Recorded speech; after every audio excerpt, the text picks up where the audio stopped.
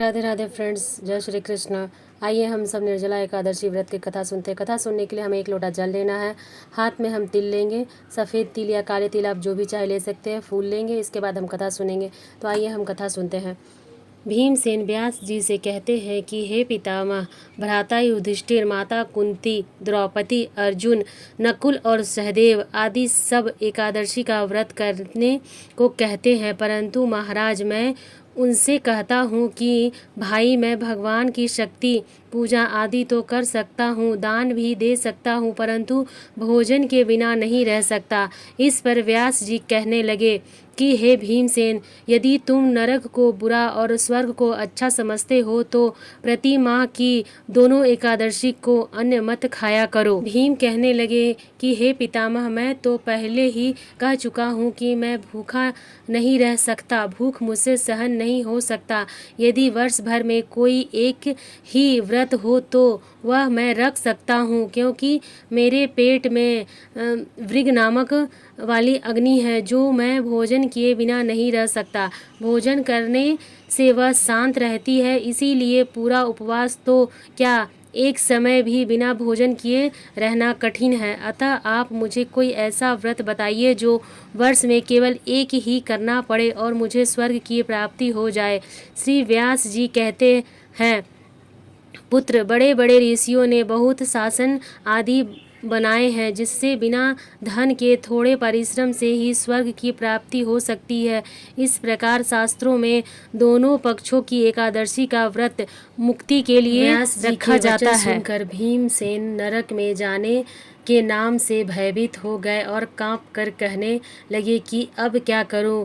मास में 2 व्रत तो मैं कर नहीं सकता। हाँ, वर्ष में एक व्रत करने का प्रयत्न अवश्य कर सकता हूँ। अतः वर्ष में एक दिन व्रत करने से यदि मेरी मुक्ति हो जाए तो ऐसा कोई व्रत बताइए। यह सुनकर व्यास जी कहने लगे कि वृषभ और मिथुन की संक्रांति के बीच ज्येष्ठ मास की शुक्ल पक्ष की जो एकादशी आती है उसका नाम निर्जला है।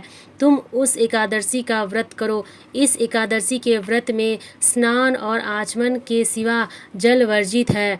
आचमन में 6 माह से अधिक जल नहीं होना चाहिए, अन्यथा वह महापाप से संदर्भ से हो जाता है। इस दिन भोजन नहीं करना चाहिए, क्योंकि भोजन करने से व्रत नष्ट हो जाता है। सूर्योदय से लेकर द्वादशी के सूर्योदय तक जल ग्रहण न करे तो उसे सारी एकादशियों के व्रत का फल प्राप्त होता है। द्वादशी को सूर्योदय से पहले उठकर स्नान आदि करके ब्राह्मणों को दान आदि देना चाहिए। भूखे ब्राह्मणों को भोजन कराकर फिर आप भोजन कर लेना चाहिए। इसका फल पूरे एक वर्ष की संपूर्ण एकादशियों के बराबर होता है। व्यास जी कहने लगे कि हे भीमसेन, यह मुझको स्वयं भगवान ने बताया है। इस एकादशी का पुण्य समस्त तिथियों और दोनों से अधिक है। केवल एक दिन मनुष्य निर्जला रहने से पापों से मुक्ति मिल जाती है। जो मनुष्य निर्जला एकादशी का व्रत करते हैं उसकी मृत्यु के पश्चात यमदूत आकर नहीं घेरते, वरन भगवान से पारदर्शी उन्हें पुष्पक विमान में बिठाकर स्वर्ग को ले जाते हैं। अतः संसार में सबसे श्रेष्ठ निर्जला एकादशी का व्रत इसलिए यत्न के साथ इस व्रत को करना चाहिए। उस दिन ओम नमो भगवते वासुदेवाय मंत्र का उच्चारण करना चाहिए और गौदान करना चाहिए। इस प्रकार अनुसार भीमसेन ने इस व्रत को किया, इसीलिए इस एकादशी को भीमसेन या पांडव एकादशी भी कहते हैं। निर्जला व्रत करने के पूर्व भगवान से प्रार्थना करें कि हे भगवान, आज मैं निर्जला व्रत करता हूँ, दूसरे दिन भोजन करूँगा, मैं इस व्रत को श्रद्धापूर्वक करूँगा, अतः आपकी कृपा से मेरे सब पाप नष्ट हो जाएं। इस दिन जल से भरा हुआ एक घड़ा वस्त्र से ढक कर स्वर्ण सहित दान करना चाहिए। जो मनुष्य इस व्रत को करते हैं उसको करोड़ों फल सोने के दान फल मिलता है।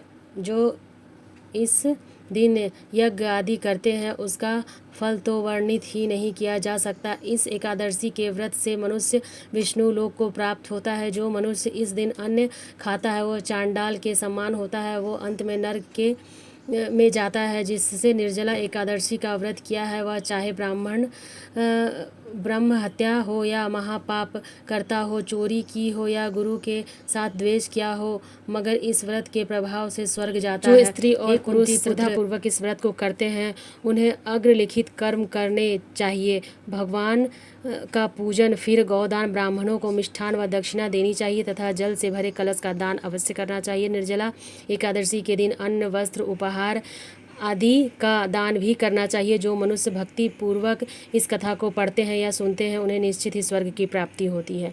इसके साथ ही हमारी कथा समाप्त होती है। तो हमें हाथ में लिए हुए फूल और अक्षत को भगवान को समर्पित कर देंगे। जो भी लोग व्रत करते हैं इस कथा को ज़रूर सुने। कथा सुनने मात्र से ही हमारा कल्याण होता है।